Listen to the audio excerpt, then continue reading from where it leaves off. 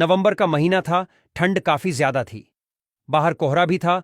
चीन के बीजिंग शहर में रात के वक्त रूट नंबर 75 की एक बस अपने निर्धारित समय पर टर्मिनल से निकलती है। बस पूरे यात्रियों से भरी हुई थी। कुछ किलोमीटर चलने के बाद बस से धीरे धीरे यात्री अपने अपने बस स्टॉप पर उतरते चले गए। अब बस पूरी तरह खाली हो चुकी थी। बस में अब एक ड्राइवर और एक महिला कंडक्टर बच गई थीं। लेकिन अभी बस के अंतिम स्टॉप फ्रेग्रेंट हिल का सफर लंबा था। अभी और 7 स्टॉप बचे हुए थे। लगभग आधी रात का समय हो चुका था। चारों ओर सन्नाटा पसरा था और जिस रास्ते से बस जा रही थी वह रास्ता भी गांव और जंगलों के बीच से होता हुआ जा रहा था। एक दो स्टॉप गुजरने के बाद बस समर पैलेस के बस स्टॉप पर रुकती है। यहां पर एक वृद्ध महिला, एक 19 साल का लड़का और एक कपल चढ़ते हैं। यंग कपल ड्राइवर के पीछे वाली सीट पर जाकर बैठ जाते हैं और लड़का साइड वाली सीट पर जाकर बैठ जाता है और वृद्ध महिला उस लड़के के पीछे वाली सीट पर बैठ जाती है। अब बस में कुल 6 लोग थे, 4 यात्री और 2 बस कर्मचारी। बस दोबारा अपनी मंजिल की ओर चल पड़ती है। बस के अंदर का माहौल बिल्कुल शांत होता है। बस जिस रास्ते से होकर जा रही थी उस रास्ते पर कहीं भी कोई इंसान नजर नहीं आ रहा था, क्योंकि बाहर कोहरा भी घना था। लगभग 4 स्टॉप गुजरने के बाद बस के ड्राइवर को 2 लोग सड़क किनारे खड़े नजर आए। यह देख पहले तो ड्राइवर ने सोचा कि बस को ना रोके, क्योंकि वे लोग जहां खड़े थे वह कोई बस स्टॉप नहीं था। लेकिन महिला कंडक्टर के समझाने पर ड्राइवर ने बस रोकी। महिला कंडक्टर ने कहा कि ये इस रूट की आखिरी बस है और उन्हें कोई दूसरी बस भी नहीं मिलेगी। बस रुकते ही वे 2 लोग बस के पीछे वाले दरवाजे से अंदर दाखिल होते हैं। लेकिन तभी हैरान कर देने वाली बात हुई, जिसे देखकर बस में सफर कर रहे यात्रियों और बस कर्मचारियों के होश उड़ गए। उन्होंने देखा कि बस में 2 नहीं बल्कि 3 लोग अंदर आए हैं। उनमें से 2 व्यक्तियों के चेहरे बिल्कुल सफेद थे और तीसरे व्यक्ति को उन्होंने अपने कंधे का सहारा देकर खड़ा कर रखा था। तीसरे व्यक्ति का सर नीचे की ओर था, बाल बिखरे हुए और उसका चेहरा बिल्कुल ढका हुआ था। तीनों ने चीन के प्राचीन काल के कपड़े पहने हुए थे। ये तीनों पैसेंजर बस के सबसे पीछे वाली सीट पर जाकर बैठ गए। महिला कंडक्टर ने कहा, शायद ये लोग किसी नाटक कंपनी में काम करते हों और देर रात होने की वजह से घर जाने की जल्दी में कपड़े उतारना भूल गए। बस आगे बढ़ जाती है। अब बस में कुल 9 लोग सवार थे। कुछ दूर जाने के बाद एक स्टॉप आता है और यंग कपल उस स्टॉप पर उतर जाते हैं। अब बस में 7 लोग बचे थे। वृद्ध महिला बार बार मुड़कर पीछे उन 3 लोगों को देखे जा रही थी।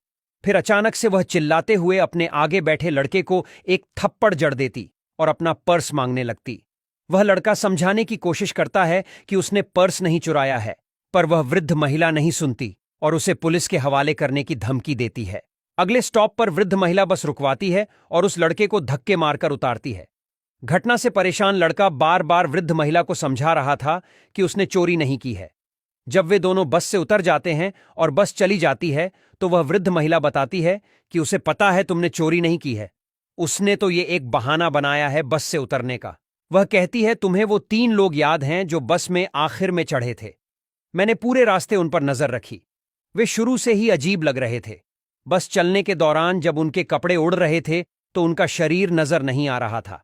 इस पर वह लड़का कहता है कि तो आपने बस कर्मचारियों को क्यों नहीं बचाया? महिला कहती है कि उसने कंडक्टर को बताया, लेकिन उसने कहा कि ये आपका बहम है। इसके बाद वह वृद्ध महिला और लड़का पुलिस स्टेशन जाकर पूरा वाकया बताते हैं, लेकिन पुलिस उन बातों पर यकीन नहीं करती है और उन्हें घर जाने की सलाह देती है।